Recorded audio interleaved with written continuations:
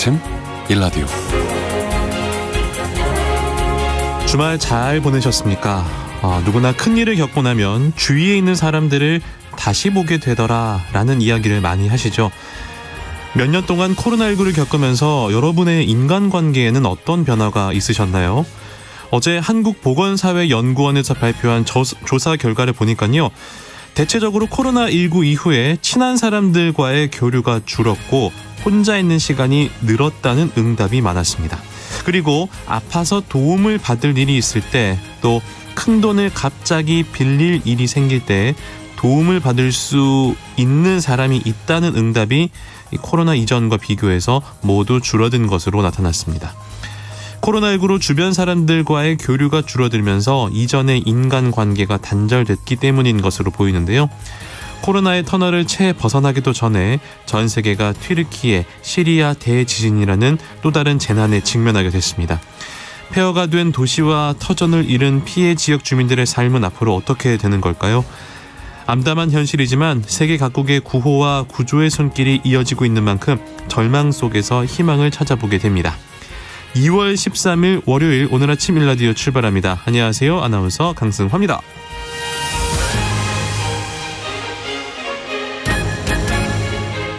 오늘 아침 일라디오, 오늘도 여러분과 생방송으로 함께하겠습니다. 유튜브 KBS 일라디오 공식 채널이나 모바일 콩 어플리케이션을 통해서도 함께 하실 수 있습니다. 자, 오늘 월요일인데요. 여러분께 속담 퀴즈 드리도록 하겠습니다. 우리 속담 속에 담긴 삶의 지혜를 함께 배워보는 시간이죠. 잘 들어보시고요. 빈칸에 들어갈 단어를 맞춰주시면 되겠습니다. 튀르키예와 시리아 지진이 발생한 지 이제 일주일이 지났습니다. 기다리던 구조 소식과 함께 안타까운 인명피해 소식도 이어지고 있습니다. 우리나라를 비롯한 각국에서 구조대를 파견하고 여러 국가의 기업들도 앞다퉈서 이재민들을 위한 구호물품 전달 계획을 밝히고 있는데요. 추위와 배고픔으로 어려움을 겪고 있는 피해 지역 이재민들에게 어서 빨리 더 많은 온정이 전해지기를 바랍니다. 그래서 오늘은 대지진 참사 속에서 모처럼 국제사회가 한마음으로 힘을 모으고 있는 상황과 관련된 속담 준비했는데요. 문제 어렵지 않습니다. 다음에 들어갈 알맞은 말을 맞춰주시면 되겠습니다. 이것도 모이면 천둥 소리 난다. 이것도 모이면 천둥 소리 난다. 뭉치면 힘이 된다는 의미의 속담인데요. 목소리가 작은 사람에게 흔히 아유 이것 소리다 라고 말하기도 하죠.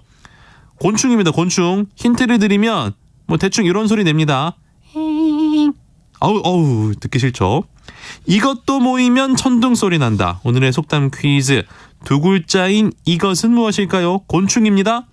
정답을 보내주신 분들 가운데 추첨을 통해서 농촌진흥청에서 제공하는 웰빙 혼합 잡곡 세트 한 분께, 향긋한 커피 쿠폰 두 분께 드리도록 하겠습니다. 방송에 참여하실 분들 단문 50원, 장문 100원이 드는 유료 문자 샵 9730으로 보내주시기 바랍니다.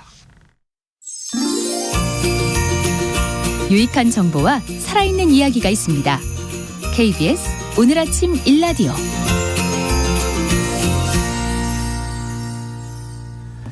한 주간 농가에서 알아둬야 할 주요 농작업 정보를 전하는 시간, 농촌진흥청 대변인실 정병진 농촌지도관 전화 연결해 보겠습니다. 안녕하세요. 네, 안녕하세요. 농가에서 관심 가질 만한 새로운 농업 소식부터 살펴보겠습니다. 고령화 사회로 접어들면서 기능성 식품에 대한 관심이 커지고 있는데요. 최근에는 근력이 약해지는 금감소증으로 고생하는 분들이 적지 않다고 합니다. 그런데 식용곤충 추출물이 근감소 억제에 효과가 있다는 사실이 과학적으로 확인됐다고 하는데 관련 소식 알아볼까요? 네, 고령 인구가 증가함에 따라 근감소증에 대한 관심도 높아지고 있는데요. 미국은 2016년, 우리나라도 2021년에 근감소증을 질병으로 인정하고 관련 연구를 추진하고 있습니다. 하지만 아직까지 근감소증 치료제가 없어 다양한 천연물이나 제제 등의 개발이 필요한 상황인데요.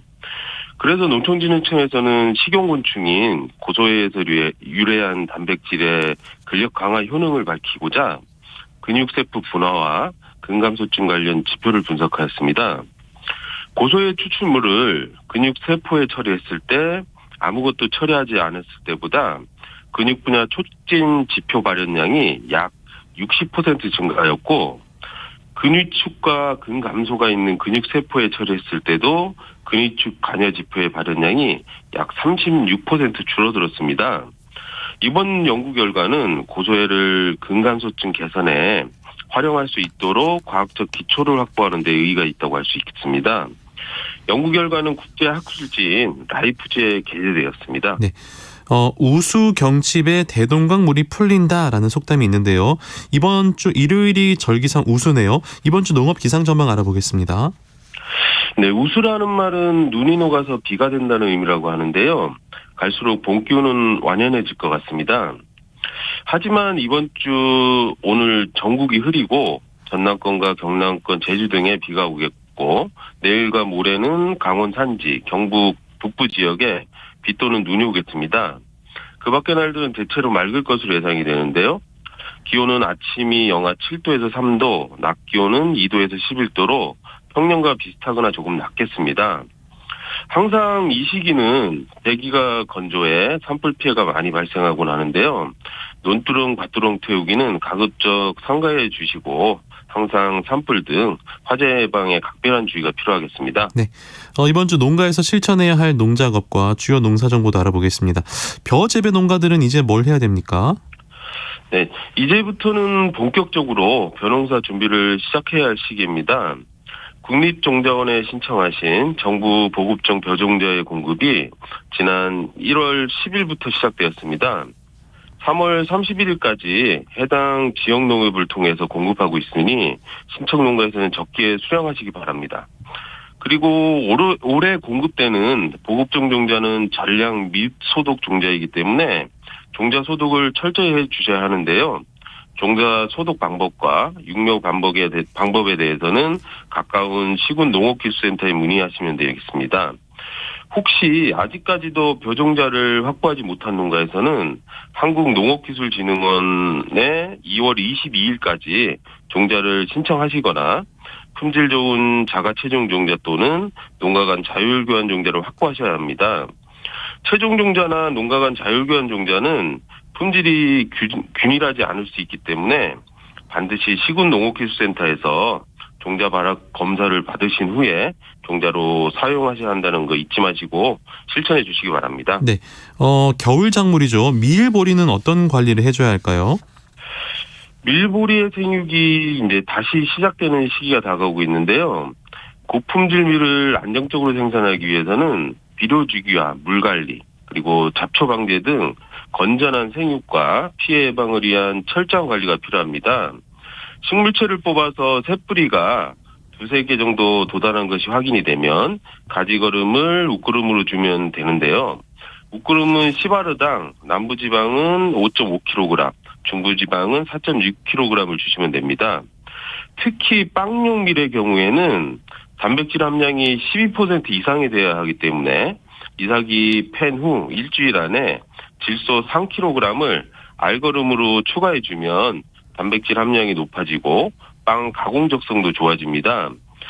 그리고 물 빠짐이 안 좋으면 습해가 발생할 수 있기 때문에 무너진 물 빠진 골을 정비해 주시고 배수구도 잘 연결하여 물 빠짐이 잘 되도록 해주셔야겠습니다. 네, 추위를 잘 이겨낸 마늘, 양파도 관리가 중요할 것 같습니다. 네, 지난해 씨마늘과 양파묘 정식 후에 평균 기온이 평년보다 2도씨 정도 높아서 작물이 다소 웃자란 상태로 겨울나기에 들어갔습니다.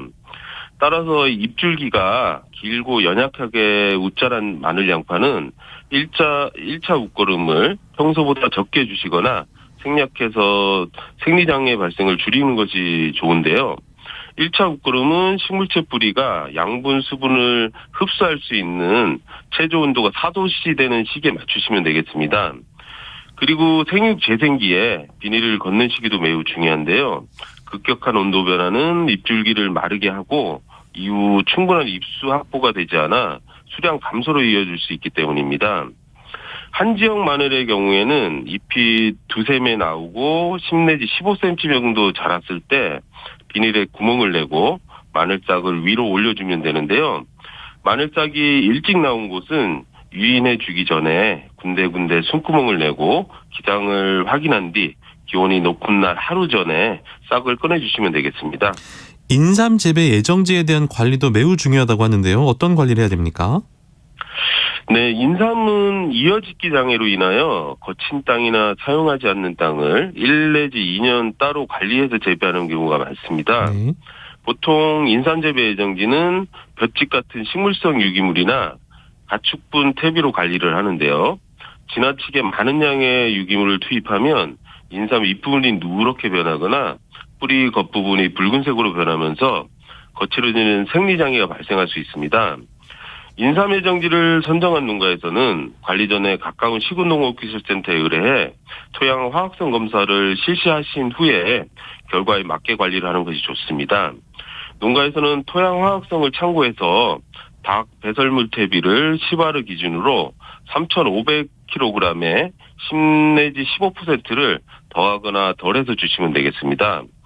또 토양 산도는 소석회와 유황 비료를 조절해서 6.0에서 6.5 수준으로 관리하시면 되겠습니다. 네. 축산농가에서 주의할 사항도 알아볼까요? 네, 어제 강원 양양 소재 돼지농장에서 아프리카 돼지열병이 발생했다고 하는데요. 농가에서는 최근 주춤했던 고병원성 조류 인플루엔자와 아프리카 돼지열병 등에 대한 지속적인 관심과 함께 소독, 차단 방역에 대한 대응을 철저히 해주실 것을 당부드리겠습니다. 축사는 항상 깨끗하게 청소하고 주기적인 소독 등 청결관리가 매우 중요합니다. 농장이나 축사 출입 시에는 장화 가르침기와 손소독, 축사 내부 소독 등 방역 수칙을 철저하게 지켜주셔야 합니다. 그리고 가능한 축산 관계 차량은 농장에 들어오지 못하게 하시고 부득이한 경우 차량 전체를 추가 세척하고 소독해 주시기 바랍니다. 그리고 항상 방역에 주의를 기울이시고 의심축 발생 시에는 즉시 가축 방역기관에 신고해 주시길 당부드리겠습니다. 네, 농촌진흥청 대변인실 정병진 농촌지도관이었습니다. 고맙습니다. 네, 감사합니다.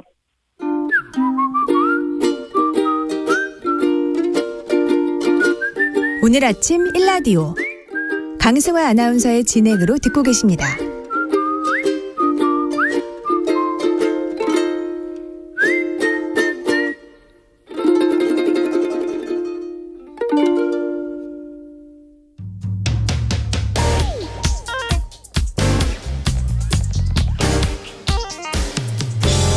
오늘 아침 뉴스 브리핑. 뉴스 브리핑 정상근 기자 연결하겠습니다. 안녕하세요. 네, 안녕하십니까. 튀르키예 시리아 지진으로 인한 사망자가 어느새 3만 명을 넘었다는 추정이 나왔군요. 네, 튀르키예와 시리아의 강진이 덮친 지 일주일이 넘었는데요. 이 수색과 구조 작업이 이어지는 가운데 사망자는 계속 불어나고 있습니다. 현지 언론 보도에 따르면 튀르키예 사망자는 2만 9천여 명이 넘었고요. 이 시리아에서도 3,500명이 넘는 사망자가 나왔습니다. 여기에 유엔의 관계자는 이 사망자 수가 지금의 2배 혹은 그 이상이 될 가능성이 확실하다라고 밝혔고요. 특히 시리아의 경우 사망자가 현재 집계보다 훨씬 많을 것이다라는 예측도 나왔습니다. 여기 여진도 이어지고 있고요. 또 생존자들의 추위와 전염병 등도 우려되는 데다가 또 약탈 행위도 행행하고 있어서 이 안전 문제로 구조 작업이 중단되기까지 했습니다. 이 암울한 전망이 이어지고 있지만 그래도 기적 같은 구조 소식도 잇따라 전해지고 있는데요. 이 튀르키예 최대 피해 지역 중 하나인 그 하타이주에서는 다나라는 어린 소녀가 무려 150시간 만에 구조가 됐고요. 7개월의 작은 아기도 이 140시간을 버티고 구조가 됐다라고 합니다. 또한 35살 튀르키예 남성도 149시간 만에 생활하는 등 72시간으로 알려진 생존자 골든타임을 훌쩍 뛰어넘는 구조 사례가 이어졌고요. 튀르키예에 급파된 우리나라 해외 긴급 구호대도 지난 9일 구조 활동을 시작한 이후 총 8명의 생존자를 구조했습니다. 네. 심각한 가뭄으로 물이 부족한 지역으로 전해졌었죠. 광주 정수장 밸브 사고가 있었네요. 네. 이 극심한 가뭄으로 몇 달째 수돗물 절약 운동을 벌여온 광주광역시에서 이 정수장 밸브 사고로 참 아까운 물 수만 톤이 그대로 버려지는 일이 발생했습니다. 네. 이 사고는 어제 오전 6시쯤 이 광주 덕남 정수장에서 벌어졌는데요. 이 수돗물은 이 정수지에서 배수지를 거쳐서 공급이 되는데 이 정수지에 지름 1.8m짜리 밸브가 고장으로 닫히면서 정수지를 빠져나가지 못한 물이 밖으로 넘쳤습니다. 말씀드렸듯이 광주 지역은 최근 심각한 가뭄을 겪고 있는데요. 이 시민들이 몇 달째 절수 운동을 벌이며 물을 아끼고 있는 상황인데 그 아까운 물 수만 톤이 그대로 흘러버린 상황입니다. 이에 광주시가 긴급 보수에 나섰는데요. 오후 1시부터 물을 끊으면서 이번에는 주변 지역에 대규모 단수 사태가 벌어졌습니다. 피해 규모가 광주 시민의 40%에 달하는 60만 명으로 추산이 되는데요. 시민들은 이 설거지는 물론이고 화장실 사용도 하지 못한 채 휴일날 이 극심한 불편을 겪었습니다. 또 식수까지 끊긴 일부 시민들은 생수를 구하러 다녀야 했다고 합니다. 수도권에서도 역전세 현상이 점점 심해지고 있다고요? 네, 집값이 계속 하락하면서 시세가 한 3년 전 정도로 돌아간 아파트들이 늘고 있는데요. 그러다 보니 전세보증금보다 이 집값이 더 낮아지게 된 경우가 벌어지고 있습니다. 이 집을 팔아도 돌려줘야 할 전세값을 마련하지 못하는 이른바 역전세 현상인데요. 전세 시세도 크게 떨어진 만큼 이 새로 들어온 전세로 기존의 전세를 돌려막을 수도 없는 상황입니다. 지방에는 이런 현상이 최근 심각할 정도의 수준이었는데요. 이제는 수도권에서도 이런 현상이 빠르게 늘고 있습니다. 이 가장 심각한 지역은 인천으로 이 10월에는 이 40.4%의 비중이었는데 11월에 48%, 이 12월에는 56.9%로 빠르게 늘고 있고요. 경기도 역시 계속 높아져서 이 깡통 아파트 거래 단지가 절반에 육박한 것으로 전해지고 있습니다. 여기에 앞으로 2년 동안 수도권에만 40만 가구가 넘는 입주 물량이 쏟아질 예정이어서요. 이런 현상이 더 심화될 가능성이 우려가 되고 있다고 합니다. 네. 이어서 정치권 소식도 만나보겠습니다. 네, 국민의힘 전당대회를 앞두고 당권 주자들 사이에서 탄핵 얘기가 나오고 있습니다. 김기현 후보가 한 토론회에 참석해서 안철수 후보가 당대표가 되면 윤석열 대통령을 탄핵하는 사태가 우려된다라는 취지의 말을 한 건데요. 그러자 어제 안철수 후보는 어떤 정신 상태이길래 저런 망상을 하냐라며 사과를 요구했고요. 이 천하람 후보도 본인 지지율이 급해도 금도가 있는 것이다라고 비판했습니다. 공세가 이어지자 김기현 후보는 안철수 후보가 이상민 장관 탄핵처럼 대통령에게 칼을 겨눌 수 있다는 걱정을 충분히 할 수 있다라고 얘기를 했고요. 또 2년 전 안철수 후보가 대선 후보 당시 연설을 할 때 1년만 지나면 윤석열 후보를 찍은 손가락을 자르고 싶어질 것이다라고 한 발언을 소환하며 맞받아쳤습니다. 민주당은 김건희 여사의 특검을 추진하기로 했습니다. 곽상도 전 국민의힘 의원의 무죄와 이 도이치모터스 주가 조사 사건 일부 유죄 선고가 나오자 이 두 사건 모두 검찰의 봐주기 수사가 이어지고 있다며 이른바 쌍특검을 공식 추진한다라고 밝혔는데요. 그런데 정의당은 이 대장동 특검은 찬성한다라는 입장을 밝혔지만 김건희 여사 특검에 대해서는 신중할 때라는 입장을 밝혔습니다. 민주당은 특검을 추진한다 하더라도 이 특검법을 법사위원회에 올리기 어려운 만큼 곧장 본회의에 올려야 하는 상황인데요. 이를 위해서는 정의당의 협조가 반드시 필요한 상황입니다. 이 민주당에서는 정의당이 천막 농성을 하며 요구하는 노란봉투법에 대한 공조 방안이 논의가 되고 있습니다. 한편 국민의힘은 모든 것을 민주당 입맛대로 한다라면서 곧 더불어 검찰청이 만들어질 지경이다라고 비판했습니다. 네. 대한항공이 마일리지 제도를 개편할 방침이라고요? 네, 오는 4월부터 대한항공 마일리지 제도가 크게 바뀝니다.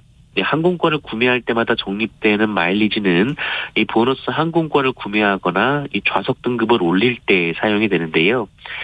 사실상 현금처럼 쓸 수 있는 만큼 차곡차곡 모으는 사람이 적지 않습니다. 하지만 이 모아서 어디 갈만하면 마일리지 제도가 바뀐다라는 비판이 나오고 있는데요. 네. 이 대한항공이 다시 새 마일리지 정책을 적용한다라고 밝힌 상황인데 이것은 2019년에 이미 발표된 뒤 코로나로 시행이 미뤄진 개편안입니다. 개편안에 따르면 기존에 4개였던 지역 구분이 개편 후에는 10개 구간으로 잘게 쪼개져서 이동거리가 길수록 마일리지 차감 부담이 커진 내용입니다. 예를 들어 인천에서 뉴욕까지 이 비수기 기준으로 일반석 보너스 항공권을 구매하려면 이 4월 전에는 왕복 7만 마일이 필요한데 이 개편안이 적용되면 9만 마일이 필요한 그런 식입니다. 네. 하지만 대한항공은 이 장거리 노선 이용 고객의 부담이 느는 것은 사실이지만 수요가 집중된 중단거리 노선은 공제되는 마일리지가 오히려 줄어든다라고 밝혔습니다. 한편 일부 소비자들은 지난 2020년 이 마일리지 개편안이 부당하다면서 공정거래위원회에 약관 심사를 청구했었는데요. 그 결과는 아직 나오지 않았습니다. 스키를 타러 갔던 대학생들이 교통사고로 안타깝게 목숨을 잃었다고요? 네, 주말에 안타까운 사고 소식이 있었는데요. 네. 어제 새벽 강원도 평창의 한 도로에서 가드레일을 들이받은 승용차에 불이 붙어서 차에 타고 있던 20대 남녀 5명이 모두 숨진 사고가 발생했습니다. 이 차량에 타고 있던 이들은 서울 소재 대학에 재학 중인 20대 대학생들로 경찰은 파악하고 있는데요. 이들은 지난달 초부터 평창에서 진행된 스키 동아리 연합훈련에 참가하던 중이었던 것으로 알려졌습니다. 경찰은 사고가 있던 밤 이들이 연합 동아리 회식에 참석했던 사실을 확인하고 인근 CCTV 등을 확보해 행적을 조사하고 있습니다. 또 정확한 신원과 사고 원인을 확인하기 위해서 숨진 대학생들에 대한 부검과 DNA 감정을 국립과학수사연구원에 의뢰할 계획입니다. 네. 오늘부터 영유아들을 대상으로 코로나19 백신 접종이 시작이 된다고요? 네, 영유아들을 대상으로 한 코로나19 백신 접종이 오늘부터 시작이 됩니다. 영유아는 만 6개월에서 4세까지를 대상으로 하는데요. 이 접종에는 식품의약품안전처가 허가를 한 영유아용 미국 화이자 백신이 사용이 됩니다. 당국은 고위험군에게는 백신 접종을 적극 권고했는데요. 이 고위험군은 고용량 스테로이드를 장기간 사용하거나 이 면역 억제제 치료를 받는 등의 심각한 면역 저하자, 골수 또는 조혈모 세포 이식, 또는 키메라 항원 T세포 요법을 받는 경우, 또는 만성 폐, 심장, 간, 심질환, 신경근육질환, 중증 뇌성마비 또는 다운 증후군 등 일상생활에 자주 도움이 필요한 장애가 있는 영유아 등을 대상으로 합니다. 이 영유아 코로나19 백신 접종은 3회 기초접종을 8주 간격으로 실시하게 됩니다. 만약 세 번째 접종 시점에 5세가 되더라도 5에서 11세용 소아 백신을 맞지 않고 이전과 동일하게 영유아용 화이자 백신으로 8주 간격을 준수해서 접종을 완료하게 됩니다. 네. 해운대 야산에서 살고 있던 붉은 여우가 이곳을 떠난 사실이 알려졌다고요? 네, 도심 주거지와 가까운 부산 해운대 야산에서 6개월 넘게 서식했던 멸종 위기종 이 붉은 여우가 이 부산을 떠났다는 소식이 전해졌습니다. 네. 이 국립공원연구원은 이 여우가 지난해 5월 20일쯤부터 이 부산 해운대구 달맞이길 인근 야산에 서식했다라고 밝혔는데요. 그런데 지난해 12월 말 중순부터는 더는 관찰되지 않고 있다라고 밝혔습니다. 토종 여우는 2012년부터 멸종위기 야생생물 1급으로 지정이 됐는데요. 특히 사람을 기피하는 성향이 강한 붉은 여우는 종종 도심에서 목격되기는 하지만 이 반년 이상 도심 해안가 야산에 서식한 것은 이례적인 일로 평가를 받고 있습니다. 국립공원연구원 측은 해당 야산에 경사가 있어서 이 사람의 영향을 많이 받지 않았고 또 쥐나 고양이 사료 등 먹이가 풍부해서 장기간 서식했던 것으로 보인다면서 겨울철이 되자 먹이 활동에 적합하지 않아 서식지를 옮겼을 가능성이 있다라고 밝혔습니다. 네. 캐나다에서도 미상의 비행물체가 출현을 해서 미 공군이 이를 격추하는 일이 있었다고요? 네, 현지 시간으로 11일 이 캐나다 영공에서 정체불명의 비행체가 발견돼 미국 F-22 전투기가 격추했다고 외신이 보도했습니다. 미국 정부가 동부 캐롤라이나 해안에서 이 중국의 정찰 풍선을 격추한 지 일주일 만인데요. 이 서방 언론은 중국의 정찰 풍선을 시작으로 북미 대륙 상공에서 의심스러운 비행물체가 잇따라 이 미국과 캐나다의 영공을 침범하고 있다면서 이 중국의 의심스러운 시선을 보내고 있습니다. 앞서 지난 4일 이 동부 캐롤라이나 해안과 함께 지난 10일에는 알래스카에서도 정체불명의 비행체가 등장했는데요. 중국의 풍선 이동 경로와 가까운 지역에서 눈에 띄고 있습니다. 한편 미국은 중국이 전 세계 40개국 이상의 정보 수집을 위한 정찰 풍선을 보냈다면서 중국군이 그 배후에 있을 가능성을 제기했고요. 이와 관련해 미국 상무부는 중국의 정찰 풍선 개발과 관련된 5개 기업 그리고 1개의 연구소를 수출 제재 명단에 추가를 했습니다. 네, 스코틀랜드에 진출한 우리 선수죠. 오현규 선수 첫 골을 터뜨렸습니다. 네, 지난 카타르 월드컵 예비 명단으로 동행을 했지만 출전하지 못했던 27번째 태극전사 오현규 선수는 월드컵 후에 이 스코틀랜드 리그 명문 팀 셀틱으로 이적을 했습니다. 그리고 이 세인트 마렌과의 FA컵 16강전에 오현규 선수 후반 18분에 교체 투입이 됐는데요. 들어가자마자 페널티킥을 얻어내는데 기여하더니 후반 35분에는 동료의 슈팅을 상대 골키퍼가 막아내자 이를 놓치지 않고 깔끔하게 밀어넣어서 데뷔골을 터뜨렸습니다. 유럽 진출 4경기 만에 첫 골이었는데요. 오현규 선수는 경기 종료 직전까지 왕성한 몸놀림으로 팀의 5대1 승리에 힘을 보탰습니다. 한편 독일 분데스리가 마인츠 팀에서 뛰고 있는 이재성 선수는 전반 21분 역습 상황에서 선제골을 터뜨렸고요. 후반 7분에는 상대 수비를 벗겨내고 재치 있는 추가골을 성공시켰습니다. 시즌 5골과 6호 기록을 했는데 분데스리가 진출 후 첫 멀티골이었고요. 또 이재성 선수는 양팀 통틀어서 최고 평점을 받기도 했습니다. 네, 뉴스브리핑 정상근 기자와 함께했습니다. 고맙습니다. 고맙습니다.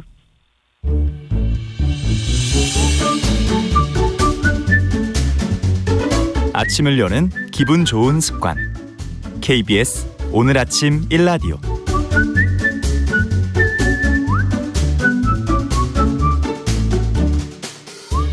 네, 이번에는 마케팅 브리핑 시간입니다. 오늘도 빅데이터 전문 업체 마이테이스티의 민지영 대표와 함께합니다. 어서 오세요. 네, 안녕하세요. 네, 기업들은 매출을 위해서 마케팅을 하고 비용을 지불하지만 또 사회가 어려울 때는 도움의 손길을 적극적으로 내밀기도 합니다. 이번 튀르키예 시리아 지진에 우리 기업들도 큰 힘을 보태고 있다고요? 네, 맞습니다. 기업은 기본적으로 이윤 추구가 목적인 집단이고 평상시에는 모든 활동이 이제 이 목적에 맞춰서 수행이 되는데요. 네. 이번 튀르키예 시리아 지진처럼 자연재해나 혹은 재난이 발생한 경우 개인의 노력이나 정부 정책만으로 해결되지 않는 위기가 발생한 경우에는 이제 기업들이 다방면으로 위기 극복을 위해서 노력을 하고 이들의 역할이 강조가 되고 있습니다. 이번 지진 피해 복구와 구조를 위해서 각계에서 기부, 구호 활동을 하고 있는데요. 네. 전 산업계에서 기업의 규모나 산업 구분 없이 피해 복구금을 기부하고 있고요. 구호물품 같은 경우에는 기업 성격에 맞게 지원을 하고 있습니다. 전자기기 제조업체에서는 재난 현장에 필요한 휴대용 초음파 진단기기나 이재민을 위한 가전제품, 세탁기와 같은 가전제품들을 제공을 하고 있고요. 피해를 입은 가전제품을 수리할 수 있는 서비스 차량도 제공하고 있습니다. 건설 중공업계에서는 잔해물 제거를 위한 기계나 굴착기, 또 이동식 발전기와 같은 건설 장비 등을 제공을 하고 있고요. 또 지진 피해를 입은 차량을 수리할 수 있는 차량이나 점검 비용을 지원하고 있는 자동차 업계들도 있습니다. 국내 기업들의 이런 노력을 통해서 우리 국민들도 긍정적인 영향을 또 전파받으면서 나도 기부를 해야 되겠다 이런 목소리도 나오고 있고요. 또 궁극적으로는 기업의 이미지까지 좋게 만드는 순기능도 있습니다. 그렇군요. 튀르키예 대사관에서 지진 구호 활동과 피해 복구에 필요하다고 공개한 물품들이 있던데요. 이거 한번 정리를 해드릴까요? 네, 기업들의 이런 행보에 맞춰서 국민들도 처음으로 기부를 해봤다거나 우리 집에 있는 물품 중에 그 튀르키예에 필요한 것들을 보내겠다는 이야기가 많았습니다. 네. 사실 처음에는 방한용품이나 의류 그리고 통조림류의 음식들이 필요한 물품이라는 그 안내가 있었는데요. 네. 그 최근에 주한 튀르키예 대사관 SNS에 올라온 포스트에 따르면 이제는 겨울용 구호 텐트와 이불, 전기 히터, 침낭과 같은 것들이 긴급히 필요한 비상 품목이라고 하더라고요. 많이 춥다고 하더라고요, 현지가. 네, 맞아요. 그리고 네. 건물이나 이런 것들이 많이 무너져 있어서 살 곳이 없으신 분들이 많아서 이제 텐트 같은 것들이 가장 필요하다라는 안내가 계속해서 올라오고 있습니다. 사실 우리가 구호 물품을 보낸다고 하더라도 튀르키예 그 현지 교통이 육해공 모두 마비가 된 맞아요. 상황이라서 현장까지 닿지 못하는 구호품이 많은 상황이라고 하니까 이렇게 공식 계정을 통해서 꼭 확인을 해보시고 사실 가장 좋은 것은 이렇게 급격하게 변하는 현장 수요에 빠르게 대응할 수 있도록 적은 금액이라도 기부금을 보내는 것이 가장 효과적이지 않을까 생각이 들더라고요. 네. 최근에 재난이라든지 자연재해뿐만 아니라 경기도 안 좋습니다. 여러 가지 위기 상황에서 기업들의 사회적 역할이 더 주목을 받는 것 같아요. 네. 사실 저희가 마케팅 브리핑이라는 이런 코너에서 기업들이 어떻게 내가 매출을 올릴 것인가 이런 네네. 얘기도 많이 하지만 네, 사회적 책임에 대한 이야기들도 많이 나누고 있는데요. 이렇게 그 사회 문제가 발생하는 속도에 비해서 해결이 좀 따라가지 못하면서 정부나 공공기관만으로 해결할 수 없다라는 판단 때문에 기업들이 더욱더 동참을 하고 있습니다. 네. 이익을 대변하는 관계자가 예전에는 고객과 주주에 좀 그쳤다면 이제는 비즈니스 파트너 또 사회, 정부 등 이해관계자가 넓어지는 것도 하나의 이유인데요. 사실 이전에는 기업들이 사회공헌 활동이다라고 했을 때 남는 이익이용을 가지고 기부 활동을 하는 경우가 많았거든요. 네. 근데 최근 들어서는 생산 과정에서 또 비즈니스를 수행하는 과정에서 사회 문제를 해결해야 한다라고 인식이 좀 변화하고 있다고 합니다. 남는 돈으로 하는 것이 아니라 사회적 가치는 당장 돈으로 돌아오는 것이 아니다. 미래에 더 큰 경제적 가치로 돌아올 것으로 본다라는 의도를 가지고 사회적 문제를 해결하기 위해서 수많은 비용을 들이고 있다고 하는데요. 사실 2018년도에 네덜란드의 연기금에서는 한 기업에 투자를 했었는데 네. 이 기업이 인도네시아 열대림을 파괴하는 기업이었던 거예요. 그래서 국민들의 비판을 받아서 투자금을 회수하는 결정을 했다고 합니다. 사실 정부에서 한 기업에 투자했던 금액을 다시 회수하는 게 굉장히 이례적이었는데 그렇죠. 금액의 규모를 떠나서 기업의 사회적 책임에 대한 관심과 인식이 많이 바뀌었다고 볼 수 있는 상징적인 측면입니다. 그래서 이제 사회적 문제를 해결하기 위해서 이런 마케팅도 있네요. 판매를 오히려 줄인다. 그래서 디마케팅이다라고 부르는 것도 있다고요. 네, 감소한다, 하락한다라는 뜻의 디크리스와 마케팅의 합성어인 디마케팅은요. 네. 기업들이 고객의 수요를 의도적으로 줄이는 마케팅입니다. 그래서 이윤을 추구하는 기업과 정반대의 목적을 가졌다라는 이야기를 하는데 사실 처음에는 무분별하게 고객을 늘리면서 마케팅 비용을 많이 쓰지 말고 우리한테 실질적으로 도움이 되는 고객만 대상으로 마케팅을 하자. 비용을 줄이자라는 목적에서 시작을 한 마케팅 기법입니다.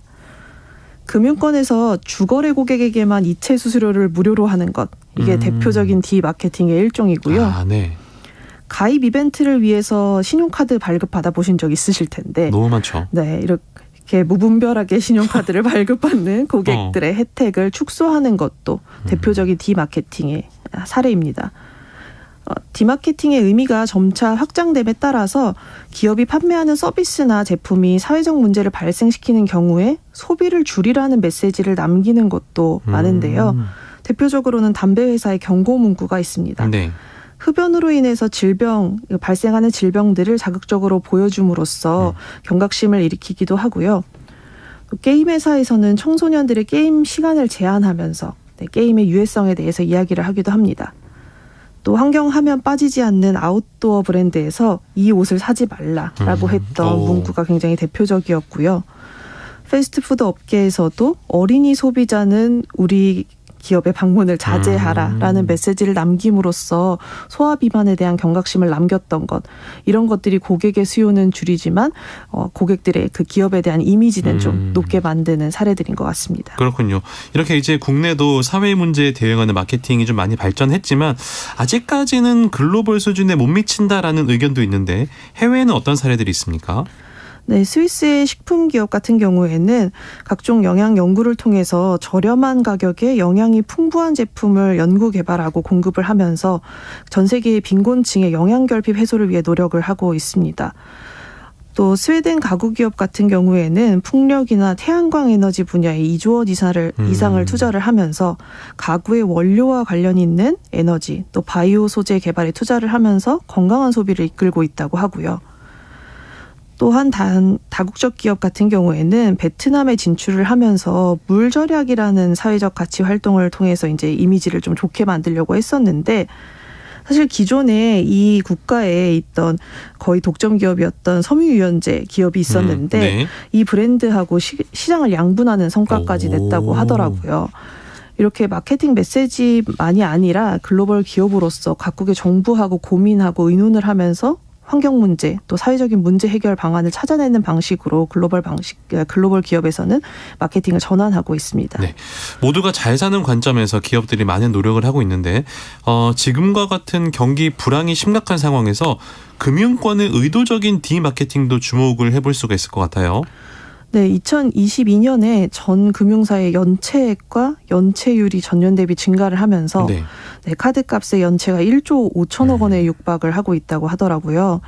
이렇게 부실채권 우려로 인해서 수요를 강제로 줄이는 강도 높은 디마케팅을 수행을 하고 있습니다. 가장 빠르게 할 수 있는 그 조정 방법이 바로 무이자 할부를 축소하는 것이고요. 기존 카드 상품의 신규 발급이나 유효 기간을 연장하는 것을 중단하고 카드 상품 종류를 최소화하고 있습니다. 또한 이용 한도를 좀 적극적으로 낮춰서 사용을 제한하고 대출 상품의 한도나 조건 심사를 강화하는 것도 현재 금융권에서 하고 있는 디마케팅인데요. 네. 소비자들은 반발이 있기도 하고 금감원에서도 무차별적인 혜택 축소를 하는 것이 좋지 않다라는 경고도 있지만 장기적으로는 더 큰 문제를 예방하는 차원의 디마케팅임을 우리도 알고 기업들도 좀 적절한 균형을 유지해야 하지 않을까 생각이 들더라고요. 네, 이 소비자들의 안정적인 생활과 피해 방지를 위한 기업들의 노력도 이어지고 있어요. 네, 맞습니다. 한 보험사에서는 보험 상품의 판매보다 소비자 보호를 위한 마케팅을 하면서 주목을 받고 있는데요. 깨알 같은 소비자 약관이나 설명서 때문에 불완전 판매로 연결되는 사례들이 많았습니다. 네. 그래서 알기 쉬운 설명서를 통해서 불필요한 상품에 가입하지 않도록 했는데요. 우리가 사실 기존의 약관들은 굉장히 읽기가 힘들었는데 거의 뭐 그 논문 같아요. 논문. 맞아요. 몇십 페이지가 돼서. 이런 특히 고령자와 장애인들에게는 이런 것들이 좀 어렵게 다가왔는데 이런 주요 위험들을 이모티콘으로 표시를 해서 쉽게 이해할 수 있도록 하고 좋네요. 상품이 판매가 좀 저조하더라도 이런 것들을 통해서 고객들이 피해를 받지 않도록 노력을 하고 있다고 합니다. 이게 기부뿐만 아니라 이렇게 사회공헌에서 또 나아가서 직접적인 수요를 줄이는 방법으로 마케팅 방향을 바꾸는 이런 기업들의 노력에 우리가 칭찬의 목소리를 보내야 되지 않을까 생각이 들고요. 국민 또 개개인도 이 방식들이 선순환이 될 수 있도록 노력을 해야 되지 않을까라는 생각이 들었습니다. 네, 지금까지 마케팅 브리핑 마이테이스트의 민지영 대표와 함께했습니다. 고맙습니다. 네, 감사합니다.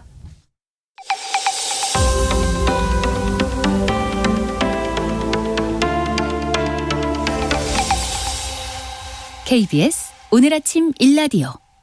네, 오늘 퀴즈 정답 공개하겠습니다. 오늘의 속담 퀴즈, 이것도 모이면 천둥소리 난다 였는데요. 정답은 모기였습니다. 예, 모기도 모이면 천둥소리가 날까요? 예. 힘없는 사람이라도 여럿이 모여서 함께하면 큰 힘을 낼 수 있다라는 비유적인 의미죠. 어려움은 나누면 반이 된다고 합니다. 지진 참사 현장에서 애쓰고 있는 각국의 구조대원들과 기업들의 구호 물품 기부, 그리고 개인 자격의 후원 등 이 모든 것들이 모여서 지진 피해 현장에 도움이 되기를 바라보겠습니다.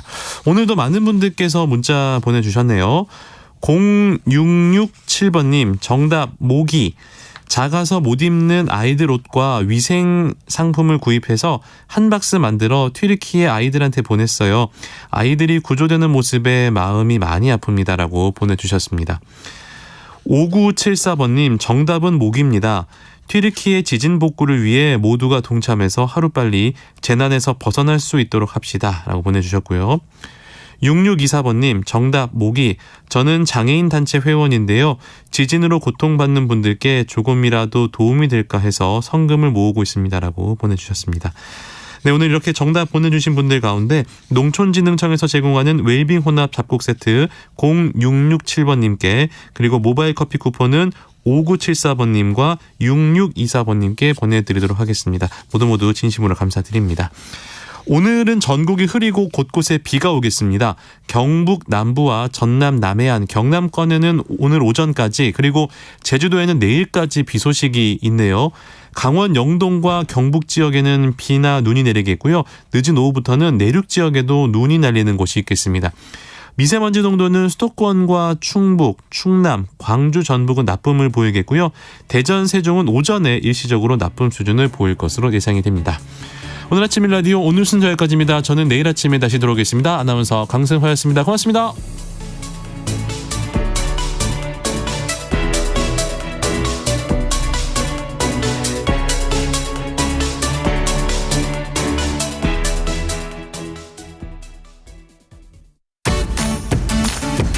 여보, 올해 공익직불금 신청이 2월 1일부터 4월 28일까지 진행된대요. 지난해와 변동사